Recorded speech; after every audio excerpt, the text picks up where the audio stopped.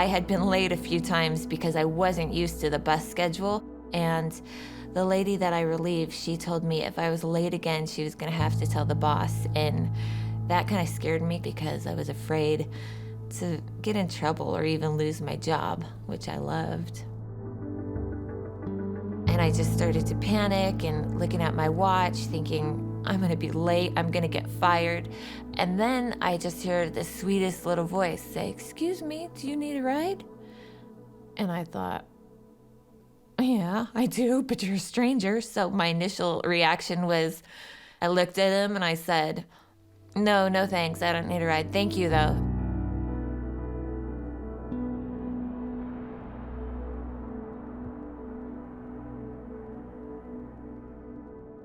He was just gonna leave.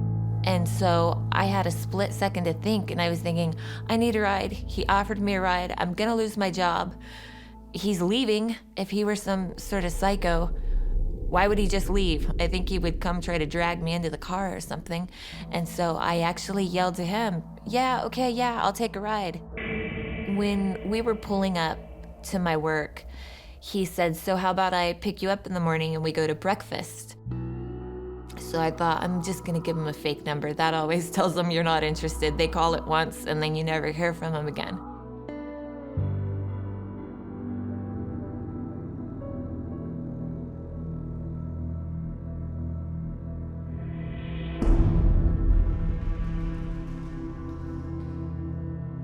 It was him. It was just him from the night before, the happy-go-lucky, nice, still little scrawny guy that was totally harmless. And I thought, okay, I'll get a ride home with him, then I'm never gonna talk to him again, you know? And so I got in the car, and there was just a little talk about, how was your night? Oh, good, how was your night? Just typical stuff. And then all of a sudden he said, you know that phone number you gave me? And I thought, oh gosh. And he said, that was the wrong effing phone number. And he just turned into a completely different person and started yelling, started cussing. He just became something that I had never seen before. He just became evil. He pushed my head into the dashboard and he pulled my arms behind my back and he started pulling twine out from under the seat and tying my hands with twine. And I started asking him if it was a joke. What was he gonna do to me? And he said, shut up, bitch. And he leaned over and he locked my door and he put my seatbelt on me and then he pulled a lever on the side of my seat and then he just pushed my chest and I went all the way back. And then he just kept driving and I just stared at the roof.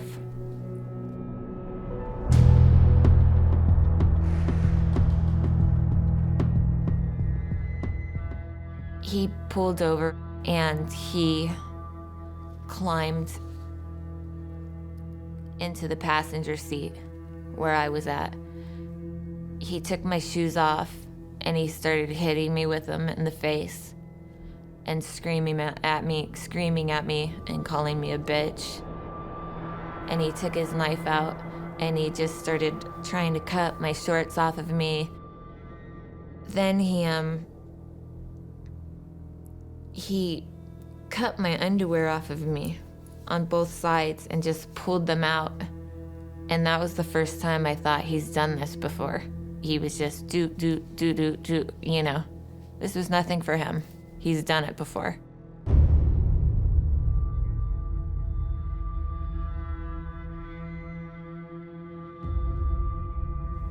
My arms are still tied behind my back.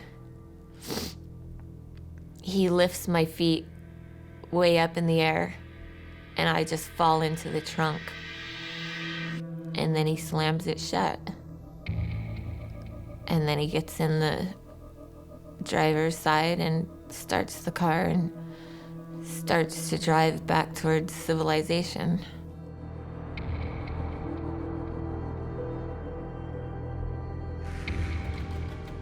And I just got adrenaline and hysterical strength and confidence all of a sudden. And I didn't feel scared.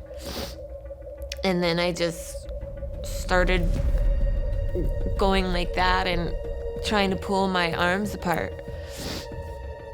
And I kept doing it, and maybe for a minute nothing would happen and I wouldn't quit, and I just kept trying it, and then I heard pop, pop, pop, pop, pop, and the twine was coming off. And then eventually it all came off, and I was just like, oh my gosh, okay, I got that done, now what? Now I need to get out of the trunk. And so I went like this, and I felt where the middle of the trunk would be. And then there was a bunch of board, the carpeted board over that. So I started ripping it all off, and then I twisted the lever, and then I saw light coming all in. He was driving pretty fast, and I could hear him talking under his breath and pushing the gas, and then he got stuck on the sand. That's when I threw the trunk open and I jumped out, and my hand got caught. And I started trying to pull my hand out, and then his door opened, and when I saw his door open, I just ripped my hand out of there, and I just took off running. And I kept thinking to myself, don't look back, because I knew he was behind me. I didn't know if I wanted to know how close he was, but I kept thinking, don't look back, don't look back. My curiosity got the best of me, and I turned around and looked back, and he was chasing me down the road with a machete. And then I saw a truck coming towards me, and so I was just screaming, putting my hands up, and running towards that truck as fast as I could. And the next thing I knew, they were opening the doors and pulling me into the truck.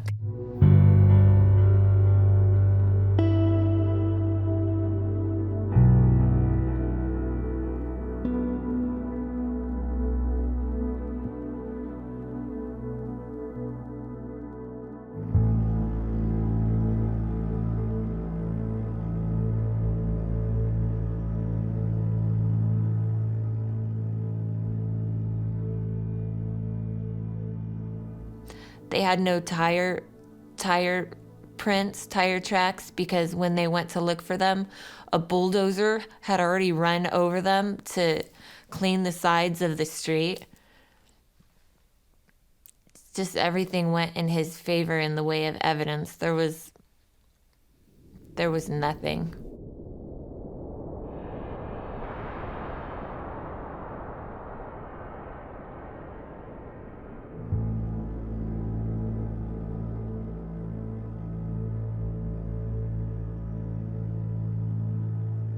They told me to come down to the police station, so I went down there, and they said that they might have caught the guy who had done this to me 5 years ago.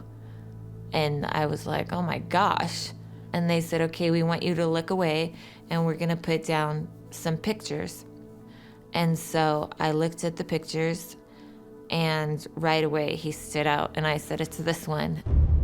The detective kind of sat back and picked up the picture, and he said, well, this is the guy that did this to you. He knows your name, he knows everything about you, and this guy also is a serial killer who killed 8 women, and you're the only one that got away.